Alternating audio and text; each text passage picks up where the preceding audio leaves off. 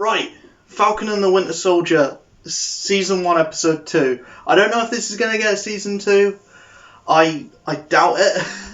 But we'll have to see how it ends. We're still in the starting phases of it. So we're just seeing where the show goes at this point.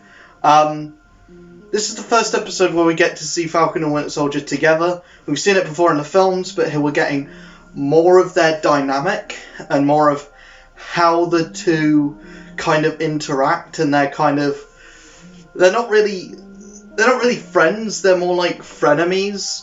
They both hate each other, but they have to work together, and they both have this overriding appreciation and respect for Captain America, because they're both his sidekick and best friend at different points in his life, and they both kind of shadow Steve Rogers in a weird way. Bucky is very much Cap back when he was younger, and he's very much the darker side of Cap, and then Sam is more of what Cap became. But this episode shows their dynamic, and it shows how they work and how they are kind of just who they are as people, and how they're going to work together. But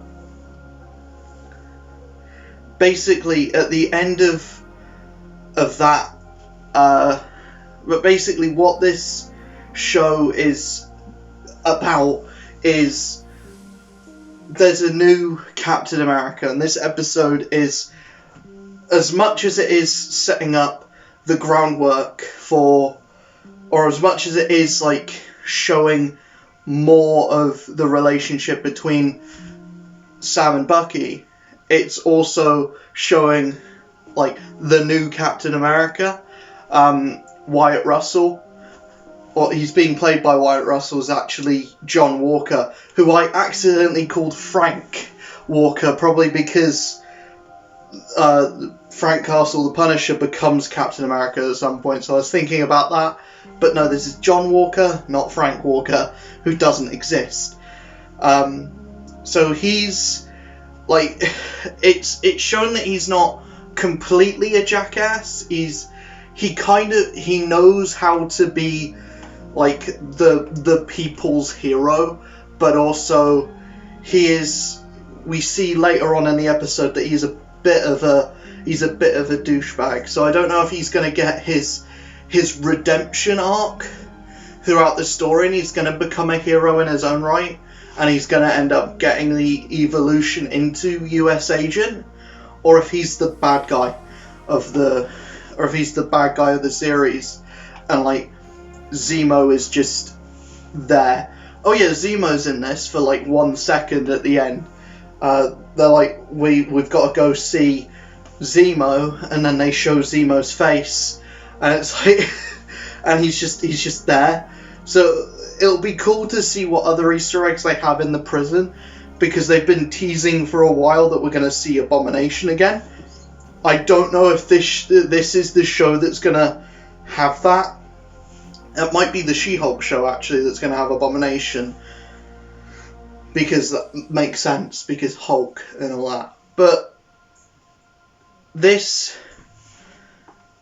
the whole thing about this episode is both a lot of stuff happens, a lot of character stuff happens. We get a lot of character for John Walker. We get to see him in a fight scene. We get to see him and how he fights. And basically, he's not very good. He's good with the shield, he can throw the shield really well. But when he doesn't have the shield, he's a bit of a loser. He's not very good. He gets his ass handed to him when he's not with the shield. And we have the other character, Battlestar, who's also who's also a character from the comics, like a US agent character. I like the nods to the comics. There's a lot of... You can tell that they did their research for this, and it's not just, oh, we'll give him a Bucky analog, because he's got to have a Bucky analog, hasn't he? No, they actually, like, took something from the source material. Might be completely different, but I don't know.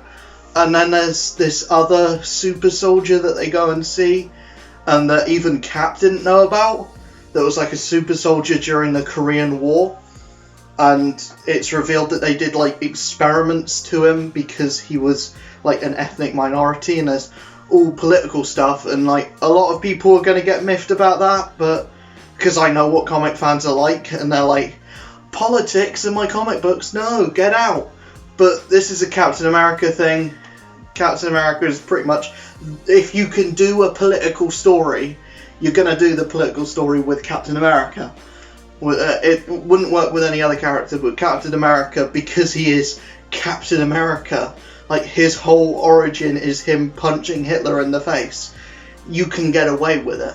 Or you're allowed to get away with it. Some people won't let you get away with it, but you're allowed to get away with it with Captain America.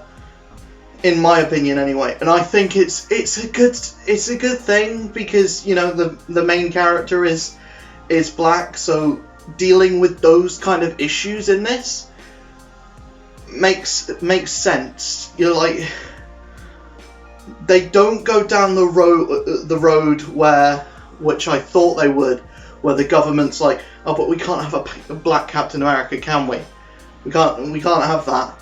They haven't had that conversation yet, and I don't think it would make sense to have that conversation, because Sam willingly gave up the shield. He didn't have it taken from him and given to someone else. Like, it's very clear that he doesn't want it, and that's why Bucky's so angry with him, because he shouldn't have given it up, or he should have kept it. And it's like dishonoring the memory of Steve, because apparently, like, Steve, we don't know if he's alive or dead. We know that he's an old guy, but we don't know if the old guy died during Endgame and this. But apparently he's still alive. He might still be on a vacation or on the moon, or he might be a wolf. We don't know. But yeah, he could be anywhere. I don't think he'll show up. I very much doubt he'll show up. But yeah, I think something will happen. I don't know if they're going to show his reaction to John Walker either, but I really like this. I really like everything that's going on. If I had any problem, it's that the villain's motivation isn't really fleshed out that well. We don't really have a villain yet. We have the Flag Smashers, which is fine. We have, supposedly Zemo's going to be a villain, because that would make sense, and, you know, they did all the promotional stuff for Zemo, but we haven't seen his, you know, his, like, roles come out yet. But we've seen it in trailers, but we haven't seen how big of a role that's going to have in the show. It could just be one episode, or it could be like that's the main point, and these Flag Smashers are like leading up to that.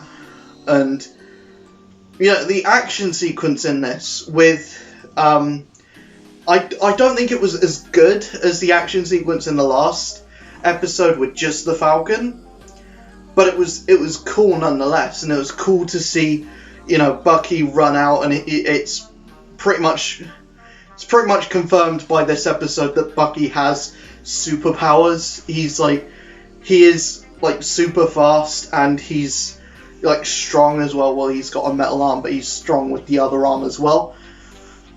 So it's pretty much, you know, it's pretty much 100% he's got superpowers now. And neither Falcon or Winter Soldier have guns, which is pretty interesting, but, you know, Captain America or the new Captain America, John Walker does, which I find a bit weird. But also, like, I just like everything in this. It looks like a movie. It feels like something's gonna happen, and I like the world that it's building and the characters and everything. I liked Falcon and the Winter Soldier before, but this show is just giving us a lot more context into where they fit in the cinematic universe and what makes them tick and everything. So it's doing for Falcon and Winter Soldier what WandaVision did for Wanda and Vision. It's just giving us more context into the characters and how they are and how they tick. It's not gonna change the fabric of the Marvel Cinematic Universe in any way, which a lot of people wanted WandaVision to do. It's fine. You can want that, but these shows aren't going to be that. These shows are just going to be fun stories that won't be that important, but they show you more character, and that's what this is going to be. It's going to be a character piece, and dealing with the tying up the thread of what happened to Zemo, and like actually giving him or actually doing him justice in the MCU, because Civil War didn't really do him justice in that way. Anyways, that's going to be my wrap up. I don't usually talk about the shows in a video like this. I was going to save it till the show was actually finished, but I didn't do a This Week in Comics stream because I wasn't able to get my comics. So what I'm going to do for Falcon and Winter Soldier is I'm just going to do videos like this, because it would be a bit weird having this and then all the rest of them be in the streams. So if you want to see my opinions on the last episode of Falcon and Winter Soldier, the first one, that's in my This Week in Comics. That's what in my previous comic review video. And every other review of each episode is going to be more like this, where it's going to be its own video. I'm going to have a reaction to the new Suicide Squad trailer tomorrow. Spoiler alert, it was amazing. I really am excited for this, for the Suicide Squad movie. But yeah, I'll see you guys in the next video. Peace.